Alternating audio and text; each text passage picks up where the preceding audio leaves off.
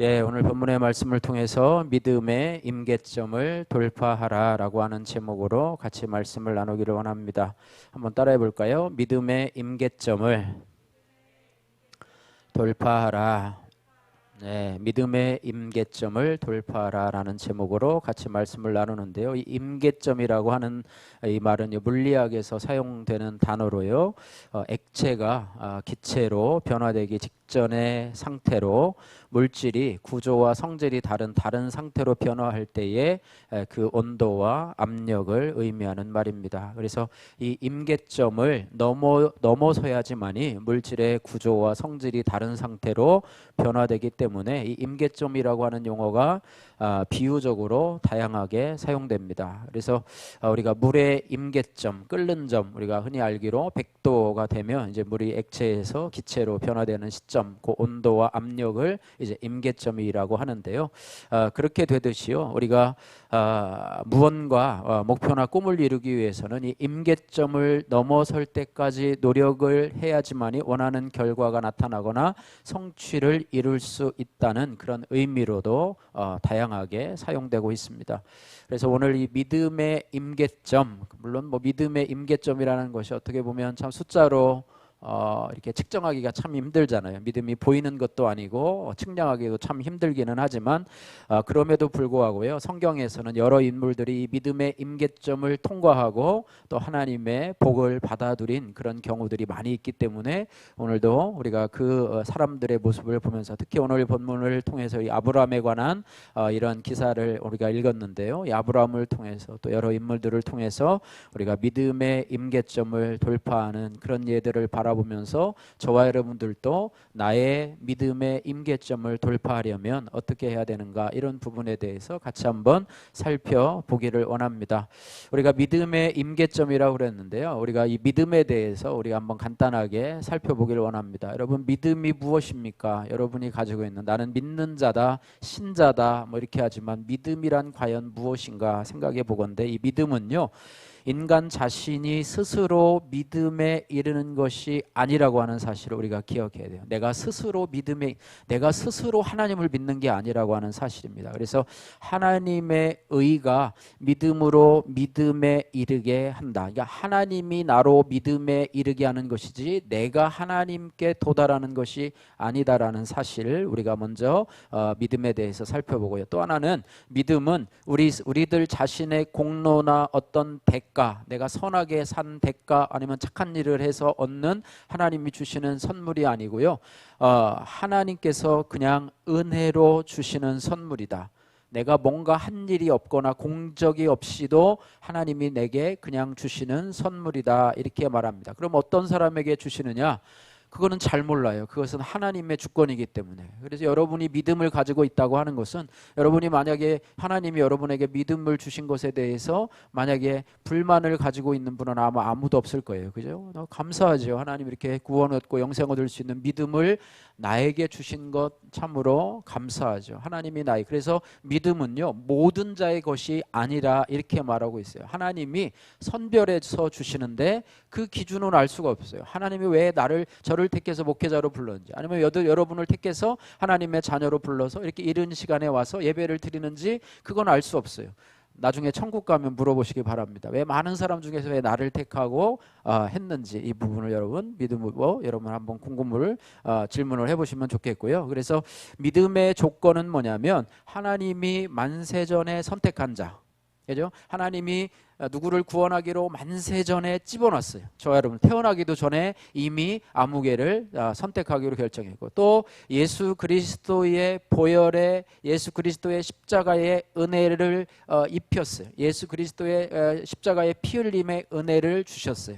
그리고 때가 되매 정한 때에 우리를 부르셔서 성령으로 또 말씀으로 거듭나게 하셔서 하나님의 자녀로 불러주셨다는 것, 이것이 바로 믿음의 조건이라고 하는 것입니다. 그래서 히브리서 기자는요, 이 믿음의 실제에 대해서 이야기하기를 믿음은 바라는 것들의 실상이요 보지 못하는 것들의 증거니 이로써 선진들이 증거를 얻었느니라. 이 믿음에 대해서 가장 그 대표적인 구절이 히브리서 1장 2절 말씀인데요. 하나님이 이렇게 우리로 하여금 이렇게 해서 믿음을 주셨는데 그러면 도대체 믿음은 뭐냐? 믿음은 뭐냐? 바라는 것들의 실상이요 보지 못하는 것들의 증거다. 이렇게 말씀하면서 우리의 믿음의 선진들도 그와 같은 과정을 통해서 믿음 생활을 했던 것을 보게 된다. 이렇게 말씀하고 있습니다. 그래서 하나님께서 우리에게 믿음을 주셨는데요. 그 믿음은 우리가 하나님을 어떻게 믿느냐, 우리 입장에서 하나님을 믿는 것은요, 하나님을 신뢰하는 것이고 또 더 나아가서는 하나님이 주신 약속, 하나님의 말씀을 믿는 것, 이것이 우리 편에서의 믿음이라고 하는 것입니다. 그래서 하나님의 약속이 이루어지기를 바라는 믿음은요, 그것이 실상과 다름없이 받아지게 되며, 하나님의 약속은 반드시 이루어진다라고 하는 믿음이 바로 그 사실이다라고 하는 것이 바로 믿음의 실상이고요. 또 보지 못하는 것들의 증거로 사용하는 것이 바로 믿음이라고 성경은 말씀해 주고 있습니다. 그래서 오늘 우선 이 아브라함의 이 믿음에 대해서, 아브라함의 이 믿음의 임계점, 아브라함이 돌파한 이 믿음의 임계점에 대해서 오늘 말씀을 살펴보기를 원하는데요. 아브라함은 이 두 번의 결정적인 순간을 겪게 되는데요. 물론 뭐 처음에 하나님이 아브라함을 부르실 때에 하나님을 믿고 따라간 것도 있겠지만은요. 어쨌든 하나님의 부르심을 받은 75세에 하나님의 부르심을 받은 아브라함이요. 약속의 아들 이삭을 낳기까지는 25년이라고 하는 그런 임계점이 필요했다라고 하는 것입니다. 그동안에 많은 인내를 겪었어요. 그리고 또 어떻게 보면 하갈을 통해서 이스마엘을 낳기도 했고 또 여러 가지 어떤 고비를 통해서 25년 동안이나 인내하고 하나님의 약속을 기다리면서 사랑하는 약속의 아들 이삭을 낳게 되었습니다. 그런데 두 번째 또 하나님의 임계점이 필요한데요. 오늘 2절 말씀에 보니까 100세에 낳은 사랑하는 독자 아들 이삭을 번제로 바치라고 하는 하나님의 명령이 또 하나 그가 통과해야 될 믿음의 임계점이었다고 하는 것입니다. 이 명령은요, 아브라함에게는 참 상상할 수 없을 정도의 고통이에요. 100세에 낳은 아들을 바로 하라는 게 아니라 뭐 한 17세 정도 되는 그런 어떤 청소년기에 있는 그런 아들을 하나님 앞에 바치라고 하는 그런 명령이었죠. 그래서 그러나 이 아브라함은요, 그것에 대해서 두말 없이 순종하는 모습을 보여지게 됩니다. 오늘 3절 말씀해 보니까요, 아침에 일찍이 일어나라고 말해요. 그 명령을 받은 것이 그 전날임을 생각해 볼 때에요, 이걸 가지고 고민한 것이 하룻밤을 지냈다고 우리가 생각이 됩니다. 하룻밤이 지났는데 하룻밤 동안에 이 믿음의 고민을 하게 되는데요. 그는 하룻밤 동안에 여러 가지 생각을 했을 것입니다. 또 여러 가지 마음의 갈등을 했을 것입니다. 아마 어떻게 보면 여러 가지 프로그램을 아마 돌려보았을 것이죠. 또 내가 이것을 순종하냐 말아야 되냐, 아니면은 이 순종하는 것을 조금 더 연기를 해야 되냐, 하나님 좀 더 일주일을 좀 말미를 좀 달라고, 내가 한 달을 좀 주시면 내가 금식 기도하고 내가 좀 할 테니까 좀 말미를 달라고 이렇게 할 것인가, 이렇게 고민을 아마 저와 여러분이라고도 해도 아마 했을 것입니다. 왜냐하면 너무나 중대한 문제이기 때문에 그렇죠. 그런데 아브라함은 그 다음날 순종을 하는데 아침에 일찍이 일어나 순종을 하는 그런 모습을 보게 됩니다. 그래서 그도 사람이기에요, 자기 아들을 번제로 드리는 일을 순종하는데 쉽게 결정하지는 못했을 것입니다. 그러나 아브라함은 여기서 막히지 않고 단호한 결단 속에서 이튿날 아침 일찍 일어나서 떠나갈 준비를 하고 있습니다. 번제에 쓸 나무도 쪼개고요, 종들에게 말도 하고 또 이삭에게 이야기를 하고 이렇게 하면서 길을 떠나게 된다라고 하는 것입니다. 그래서 또 하나요, 아들 이삭과 함께 종들과 함께 또 나귀를 가지고 3일 길을 걸어가게 되는데, 모리아 산으로 3일 길을 걸어가게 되는데, 이 3일 길도요 쉽지 않은 길입니다. 뭐 거리가 멀어서 그런 게 아니라 가면서 또 여러 가지 생각이 들었을 거예요. 내가 이 일을 하는 것이 옳은가, 내가 이 일을 순종해야 되는가 라고 하는데, 아침에 일찍 일어나 즉각적인 순종을 한 거와 마찬가지로 3일이라는 기간 동안에도 계속적인 순종, 얼마나 마음에 갈등이 많았겠습니까? 그런데도 불구하고 결국에는 모리아산까지 이르게 되는 그런 모습을 보게 됩니다. 여러 가지 것이죠. 또 모리아산에 도착해서도요, 제단을 쌓습니다. 또 이삭을 결박해서 그 위에다 올려놓고요, 또 칼을 들고 뭐 이런 여러 가지 과정들 속에서 또 멈출 수 있는 하나님의 말씀을 불순종할 만한 여러 가지 또 그런 어떤 조건들이 많이 있었음에도 불구하고 아브라함은 순종하는 그런 모습을 보게 되는데요. 여기에는요, 의심하는 마음이 들었으리라고 생각이 됩니다. 우리의 입장으로 보면은요, 만일 하나님이시라면 왜 이렇게 하셨을까? 왜 하나님이시라면 이 방법밖에는 사용할 방법이 없으셨을까 하는 의구심이 들었을 것입니다. 하나님은요, 뭐 자신을 통해서 또 자신의 후손인 약속의 아들 이삭을 통해서 뭐라고 얘기했냐면 하늘의 별과 같이 바다의 모래알과 같이 후손이 번성하게 하시겠다 약속해 놓으셨는데, 이제 와서 약속으로 백세에 얻은 아들을 이제 와서 번제로 드리라니, 이거는 앞뒤가 맞지 않는가? 왜 이렇게 했다가 준다고 했다가 뺏었다가 이렇게 하면서 변덕스러운 하나님이 아닌가라고 하면서 이 믿음의 임계점을 파괴시킬 수도 있는 그런 여러 가지 상황이 있었을 것입니다. 그러나 아브라함은 그 단계를 뛰어넘었습니다. 그 단계를 믿음으로 돌파했습니다. 우리도 어떤 일을 순종하기에는요, 여러 가지 넘어야 될, 이를테면 뭐 100m 그 장애물 그 달리기가 있잖아요. 그래서 또 넘고 이렇게 해야 되는데 어떤 선수들은 너무 빨리 가려고 하다가 보폭을 잘못해가지고 가다가 걸려서 그것이 같이 넘어지고 끝까지 가지 못하는 경우가 있는데요. 우리도 그런 경우가 있습니다. 그런데 아브라함은 이삭을 번제로 드리면서 하나님을 의심하지 않았는데, 번제로 드리면 죽는다고 만약에 가정을 했다 하더라도 하나님이 이삭을 다시 살려내실 것이고 하나님의 약속하신 것들을 능히 이루실 하나님을 의심하지 않았다라고 하는 것입니다. 그래서 아브라함은요, 자신의 수준에서 하나님의 말씀을 판단하지 않았고 하나님의 수준에서 말씀을 생각하고 믿고 순종하려고 했다고 하는 거예요. 결국 그는 믿음의 임계점을 돌파하고야 말았습니다. 아브라함이 이삭을 칼로 내리치려고 하는 순간에, 어떤 분은 그런 얘기를 하죠. 내리치려고 이렇게 슬로비드로 이렇게 하는데 아마 하려고 하다가 설마 하나님이 여기서 막으시겠지 하고 뜨뜨뜨뜨뜨뜨 하면서 왜 안 막으시지? 왜 하나님의 사자가 안 나타나지? 하면서 우리는 지금 이제 성경을 통해서 그 본문을 보니까 그런데요. 아브라함은 진짜로 내리치려고 했던 거예요. 얼마나 급했는지 하나님의 사자가 와가지고 아브라함을 막 말리는 모습을 오늘 성경 말씀에서 보지 않습니까? 그죠? 그런 것을 보면서요. 그가 정말로 내리치려고 했는데 여호와의 사자가 그를 멈추게 하고 수량을 대신 번제로 드릴 수 있도록 은혜를 베풀어 주십니다. 그래서 아브라함은요, 하나님의 말씀에 순종해서 임계점을 돌파하게 되는데요. 오늘 12절 말씀이 하나님께서 내가 이제는 내 시험에 통과했다, 내 테스트에 통과했다라고 하는 그런 인정의 말씀이 오늘 12절 말씀에 있는 것 같아요. 같이 한번 읽어보겠습니다. 사자가 이르시되 그 아이에게 내 손을 대지 말라, 그에게 아무 일도 하지 말라. 내가 내 아들 내 독자까지라도 내게 아끼지 아니하였으니 내가 이제야 내가 하나님을 경외하는 줄을 아노라. 하나님을 경외하는 줄을 아노라. 믿음의 임계점을 통해서 하나님이 알기를 원했던 것은 네가 정말로 나를 경외하는지 안 하는지, 내 말을 경외하는지 안 하는지, 내 명령에 순종하는지 안 하는지를 보기를 원했는데, 네가 정말로 네가 하나님을 경외하는구나. 누구에게 인정받았어요?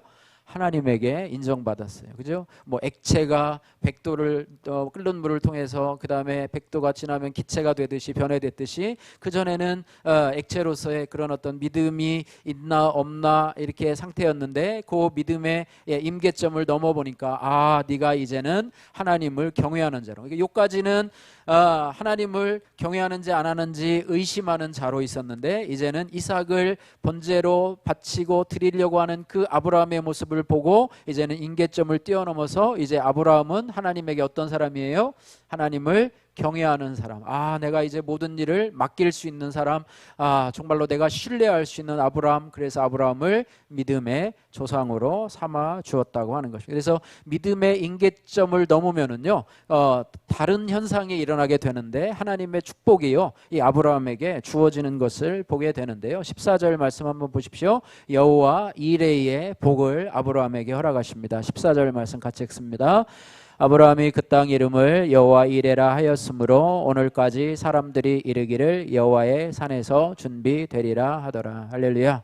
여호와 이레의 복을 여러분 받으시는 여러분 되시기를, 하나님이 준비해 놓으셔서 하나님이 예비해 놓으시는 축복들을 받으시는 그런 은혜가 있게 된다라고 하는 거예요. 믿음의 임계점을 통과하게 되면. 또 한 가지는요, 하나님이 전에 예비하셨던 그런 약속, 아까 우리가 생각해 봤었죠. 하나님이 이삭을 데려가시면 하나님의 말씀하신 약속이 이루어질까 생각했는데 하나님이 다시 한번 그 약속을 재확신하는 모습이 있습니다. 16절에서 18절 말씀까지 같이 한번 읽겠습니다. 이르시되 여호와께서 이르시기를 내가 나를 가리켜 맹세하노니 내가 이같이 행하여 내 아들 내 독자라도 아끼지 아니하였은즉 내가 내게 큰 복을 주고 내 씨가 크게 번성하여 하늘의 별과 같고 바닷가의 모래와 같게 하리니 내 씨가 그 대적의 성문을 차지하리라. 또 내 씨로 말미암아 천하 만민이 복을 받으리니 이는 내가 나의 말을 준행하였음이니라 하셨다 하니라. 아멘. 할렐루야. 진정한 믿음이란요, 이 아브라함과 같이 하나님과 그분의 말씀에 대한 절대적인 신뢰를 보이는 것입니다. 내 수준에서 그래서 하나님을 제한하지 말아야 됩니다. 내 수준에서 하나님을 제한하면요, 아브라함도 아마 그 수준까지 이루지 못해요. 중간에 하나님을 제한해서 포기할 수 있는 그런 여러 가지 장애물들이 있었는데 아마 거기에 걸려 넘어져서 아마 이 믿음의 임계점을 통과하지 못했을 것입니다. 또한 나는 할 수 없을지라도 하나님은 하실 수 있음을 진정으로 믿어야, 이것이 바로 믿음이라고 하는 거예요. 나는 할 수 없어요. 근데 내 수준으로 자꾸 하나님을 내가 못하니까 하나님도 못하실 것으로 그렇게 판단하다 보면은요, 믿음의 임계점은커녕 믿음에 도달하지도 못한다고 하는 것입니다. 내가 할 수 없다고 하나님도 할 수 없는 분으로 만들어서는 안 된다고 하는 우리가 교훈을 발견하게 된다라고 하는 것입니다. 이제 아브라함의 이 믿음의 임계점에 대해서 살펴봤는데요. 이제는 이 야곱의 믿음의 임계점에 대해서 한번 살펴보기를 원합니다. 야곱, 우리가 이번에 큐티를 통해서도 많이 살펴봤는데요. 야곱이 12지파의 조상이 되었지 않습니까? 그런 야곱도 믿음의 임계점을 통과한 그런 사람이었어요. 야곱은 여러분이 알다시피 외삼촌 라반의 집 바단 아람에서 20년 동안 거의 노예와 같은 그런 생활을 하다가 결국에는 이 외삼촌 라반과의 어떤 관계가 좋지 않아서 이제는 그 바단 아람을 떠날 수밖에 없는 그런 상황 속에 있었어요. 가나안으로, 고향 땅인 가나안으로 돌아가야 되는데요.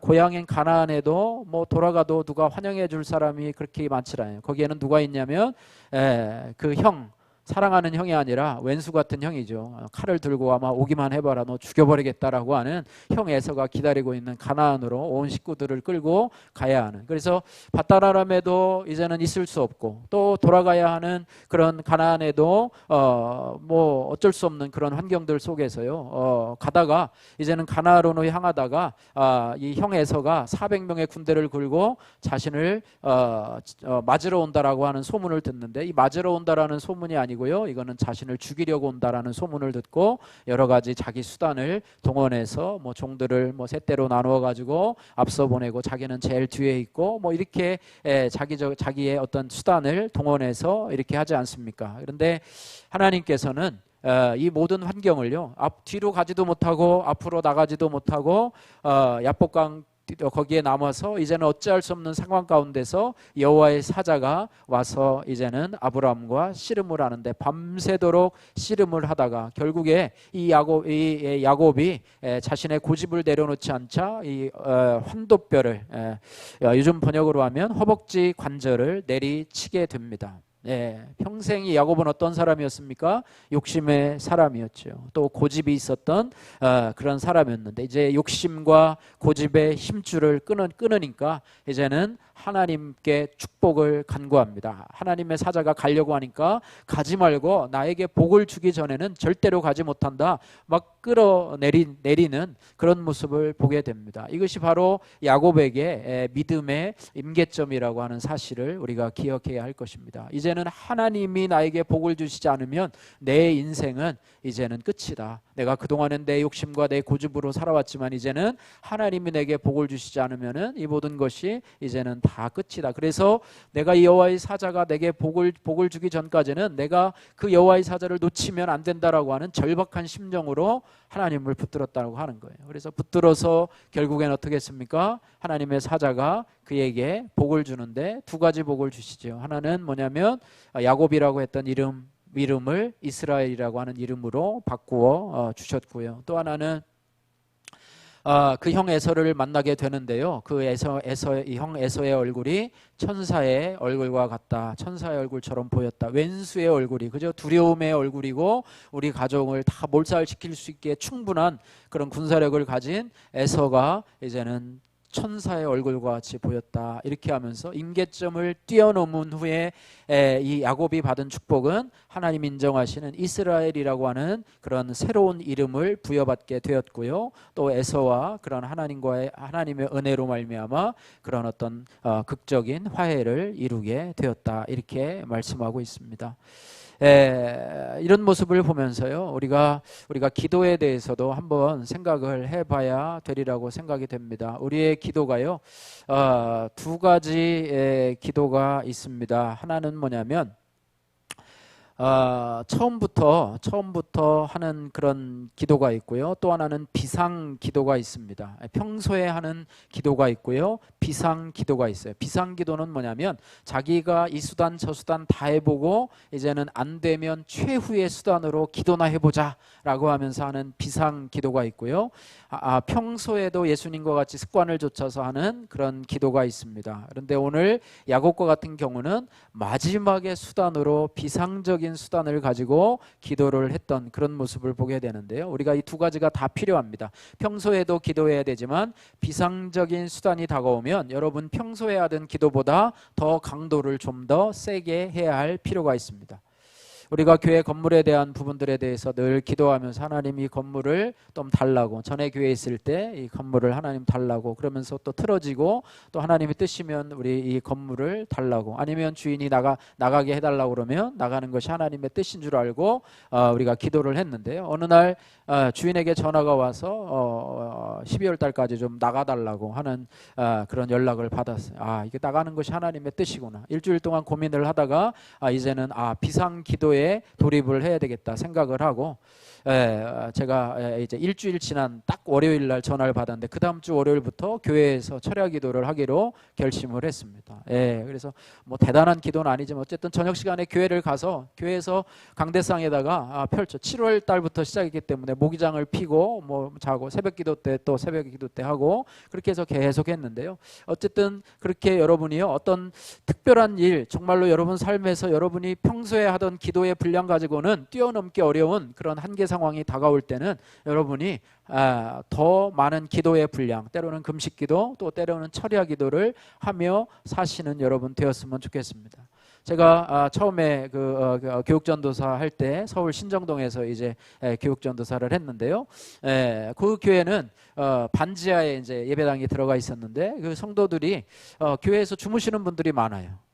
주무신다기보다는 뭐 저녁에 어쨌든 교회 오면 여러분 뭐 할 일이 없잖아요, 그죠? 기도하러 오신 거겠죠. 기도하다가 또 주무시다가 새벽 기도하고 그 다음에 이제 또 일상으로 돌아가시고 또 뭐 안수집사나 장로, 권사 임직을 받으면 임직의 조건이 한 달 동안 교회에서 자는 거예요. 그 남자분들도요 저녁에 직장 생활하고 나서 한 뭐 9시나 10시 되면 저녁에 퇴근하시고 나면 교회로 와요. 생전 뭐 교회에서 잡았나요? 그러니까 교회에 무슨 뭐 대단한 침대가 마련되어 있습니까? 그냥 이 장의자에서 주무시는 거죠. 장의자에서 주무시다가 그게 조건이에요. 그렇게 하면서 뭐 하다 보면 기도도 하겠죠. 앉아서 기도도 하고 그러면서 이제 임직을 준비하라 뭐 이런 것으로 이제 목사님 그랬는데 그때는 조금 제가 봐도 좀 그랬었어요. 그랬었어요. 어떠다가 제가 가서 기도하려고 하다 보면 뒤에 권사님이 주무시다가 조용히 하라고, 나 자는데 신경 쓰이니까 좀 소리 좀 줄이면 안 되겠냐고. 그래가지고 그런 경우도 있어가지고 아이 뭐 교회에서 뭐 잠만 자나 뭐 이러고 이제 그런 일이 있었는데 어쨌든 여러분요 교회에서 한번 주무셔 보십시오. 정말 이게 달라요. 집에서 주무시는 거랑 정말 달라요. 그래서 여러분 주무시다가 기도하다가 그러니까 비상적인 수단이 되면 여러분 그런 모습. 그래서 그런 분들이 권사님들이 그런 분들이 늘 한 대여섯 명은 늘 있었던 것 같아요. 또 그러다 보니까 청년들도요 자기가 입시를 앞두고는요 교회 와서 자요. 그렇게 그냥 한 일주일 동안 막 이렇게 하면 자요. 그럼 또 하나님이 또 길을 열어주시고 이런 부분들이 참 지금 와서 보니까 참 그것이 교회를 지탱하는 힘이 아니었나 이런 생각이 들고 어떻게 보면 야곱과 같이 비상기도로서 믿음의 어떤 임계점을 돌파하는 그런 수단이 아니었나 이렇게 생각이 됩니다. 그래서 야곱은요 야복강가에서의 기도의 씨름을 통해서 두려움이 변화돼서 이제는 평안함이라고 하는 믿음의 임계점을 돌파하게 되었다고 하는 것입니다. 할렐루야. 그래서요 믿음의 임계점을 돌파하는 믿음은 어떤 믿음인가 하면은요 하나님을 믿되 한번 따라해 보세요. 하나님을 믿되 끝까지 믿는 것입니다. 할렐루야. 하나님을 믿되 끝까지 믿는 것이고요 하나님의 약속을 믿되 끝까지 믿는 것입니다. 그리고 임계점을 돌파하는 믿음의 기도는 어떤 기도인가? 응답을 받는 기도는 어떤 기도인가? 기도하고 구한 것은 이미 받은 줄로 믿는 믿음을 갖는 것. 할렐루야. 좀 어렵죠? 기도하고 구한 것은 이미 받은 줄로 믿는 믿음을 갖는 것. 마가복음 11장 22절에서 24절 말씀. 이 산들로 들려서 바다에 던지라 하면 그것이 된 줄로 믿는 믿음. 여기에 큰 산이 있어요. 근데 이 산을 명해서 바다에 던지라고 하면 그것도 될 줄로 믿는 믿음을 갖는 것. 이것이 바로 임계점을 돌파하는 믿음의 기도라고 하는. 여러분 기도하면서 에이 이게 될까? 이게 뭐 되나 안 되나? 저 기도 제목 그 문제를 보면 문제가 아직도 여전히 있는데 이 문제가 해결될까? 뭐 어림없어 이렇게 하면서 하는데요. 그것을 믿는 믿음을 갖는 것이 임계점을 돌파하는 기도라고 하는 것을 우리가 기억해야 할 것입니다. 우리가요 믿음의 임계점에 도달하지 못하는 이유는요 결정적인 순간에 내가 살아나기 때문에 그렇습니다. 내 생각이 하나님 생각보다 더 앞서기 때문이고요 말씀보다 내 감정이 움직이는 대로 행동하게 되니까 결국에는 믿음의 임계점을 돌파하지 못하게 됩니다. 기도와 성령보다 앞서지 말라라고 하는 그런 말이 있어요. 여러분 잘 기억하시길 바라고요. 사실 우리가 결정하는 순간에 드리는 기도는요 긴 시간이 필요하지 않습니다. 그런데 우리는 그 기도마저도 하지 못하는 경우가 많이 있습니다. 그것은 우리 삶의 이 기도가 우리의 삶의 습관이 되지 못했다고 하는 것입니다. 하나님이 내 삶의 주인이라고 하는 사실을 잊어버려서 마지막 순간에 내 뜻대로 결정을 해버리는 경우가 많이 있습니다. 하나님 정말로 이것을 해야 될까요? 정말로 이것을 해야 될까요? 제가 말했잖아요. 우리 결혼식 당일날 제가 수요일 밤에 대구로 내려갔는데 우리 목사님 대신 장인어른이 물어보더라고요. 내일 결혼식인데 우리 성난이하고 내일 결혼식인데 성난이가 자네 배우자인 거를 확신하는가 물어보더라고요. 그래서 어이가 없어가지고 내일 결혼식인데 무슨 말씀을 하세요라고 이제 무서워서 말은 못하고 속으로 그랬었는데 끝까지 물어보시더라고요. 끝까지. 거기서 아니면 아마 돌이키려고 하셨나 봐요. 그럼 내일 음식도 다 준비해 놓으셨는데 결혼식 아마 안 하시려고 했었나 봐요. 그러니까 끝까지 하나님의 뜻인지 아닌지에 대해서 우리 장인어른이 늘 그렇게 기도를 하시더라고요. 행사가 있으면 그날 끝날 때까지 기도해요. 그날까지 기도해요. 그리고 끝나면 이제 또 다른 기도를 하시는데 여러분 끝까지 어떤 문제가 있을 때 기도하시기를 주님의 이름으로 축복합니다. 그래야지만이 우리가 실수하는 선택, 실패하는 선택을 하지 않을 수가 있다고 하는 거예요. 그래서 실패하는 대표적인 인물이요 이스라엘의 초대 왕인 이 사울 왕인데요. 사울 왕은 이 블레셋 대군 앞에서 두려워서 사무엘 선지자가 7일째 온다는 약속을 지키지 못하고 스스로가 해서는 안 되는 화목제와 번제를 드리고야 말았습니다. 그런데 왕이 이 번제를 드리자마자 사무엘이 도착을 하게 되지요. 그래서 사무엘은 마지막 1시간을 참지 못하고 믿음의 임계점을 넘지 못하고 불순종하고 많은 그런 경험을 했습니다. 왜 왜 기다리지 못했을까? 믿음이 없었기 때문에. 사무엘이 반드시 온다는 믿음, 또 하나님이 이 전쟁을 승리케 해주신다라는 믿음이 없기 때문에 자기 생각대로 결정해 버려요. 그러니까 자기 생각대로 결정하니까 결국에는 실패를 하게 되지요. 그래서 믿음의 임계점을 뚫어버린 믿음은요, 마지막 1초까지 하나님을 신뢰하고 참고 기다리는 믿음이라고 하는 것입니다.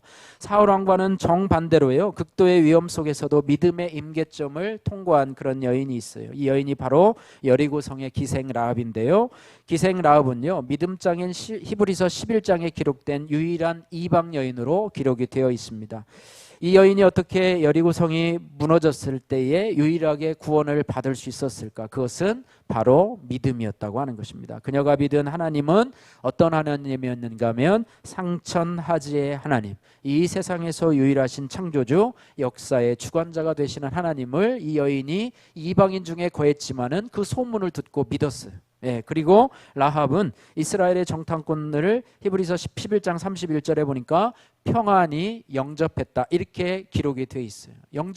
만약에 정탐꾼들을 영접했다가 만약에 첩자로 들키게 되면은요, 그들을 숨겨준 죄로 들키게 되면은요, 어려움을 당하고 목숨이 위태로움에도 불구하고 평안히 그들을 영접했다, 이렇게 말씀하고 있습니다. 참으로 위험천만한 일인데도 불구하고 라합은 믿음의 임계점을 잘 통과해서 영혼의 평안함으로 목숨이 위험한 순간에도요 두려워하지 않았고요, 심지어는 왕이 보낸 군사들이 찾아왔을 때도 두려워하지 않고 오히려 하나님의 편에 서서 하나님의 사람들을 구원하는 일에 아주 태연하게 일을 합니다. 그러니까 이 기생 라합은요, 사울 왕과는 180도 다르게 행동을 했다고 하는 거예요. 사울이 의심을 극복하지 못했다고 하면 라합은 두려움을 극복하고 평안함으로 자신의 위험한 순간을 뛰어넘었다고 하는 것입니다. 그래서 믿음의 임계점에 도달하지 못했을 때 생기는 현상이 바로 무엇인가? 우리를 넘어지게 하는 그런 현상이 무엇인가? 세 가지인데요, 의심과, 따라해 보세요. 의심과 염려와 두려움입니다. 네, 의심하는, 하나님의 약속을 의심하고, 그 다음에 염려해요. 자기 생각으로 염려하고, 두려움입니다.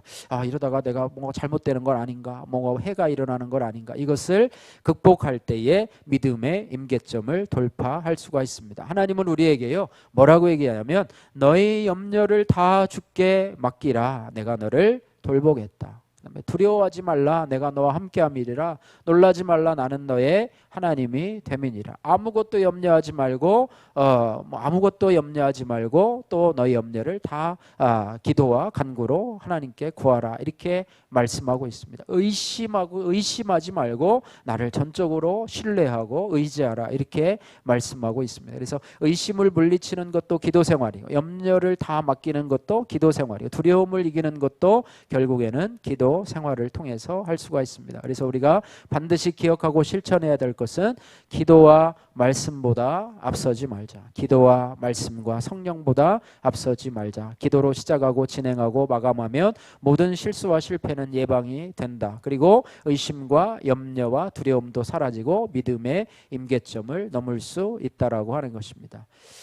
말씀을 정리하겠습니다. 햇빛만 계속되면은요, 그곳은 사막이 됩니다. 여러분, 햇빛만을 원하십니까? 여러분 삶 속에 햇빛만 쬐면은 우리의 삶은 사막이 됩니다. 여러분, 성공만 원하십니까? 형통만 원하십니까? 성공만 계속되다 보면 우리의 삶은 교만에 빠질 수밖에 없다라고 하는 거예요. 그래서 우리를 하나님이 사용하시고자 할 때 반드시 믿음의 임계점을 통과하게 되시는데요, 하나님께서 두려움과 또 의심을 뛰어넘고 염려를 뛰어넘는 믿음의 임계점을 돌파한 사람을 하나님은 사용하신다고 하는 사실을 기억하면서, 여러분에게 있는 믿음의 임계점을 뛰어넘을 상황이 있다라고 하면 여러분 자신을 의지하지 말고 하나님을 제한하지 말고 하나님을 신뢰함으로, 끝까지 신뢰함으로, 오늘 아브라함처럼 야곱처럼 또 라합처럼 하나님을 신뢰하시기를 바랍니다. 계시록 2장 10절 말씀에 한번 따라해 볼까요? 내가 죽도록 충성하라. 그리하면 내가 생명의 면류관을 내게 주리라. 할렐루야.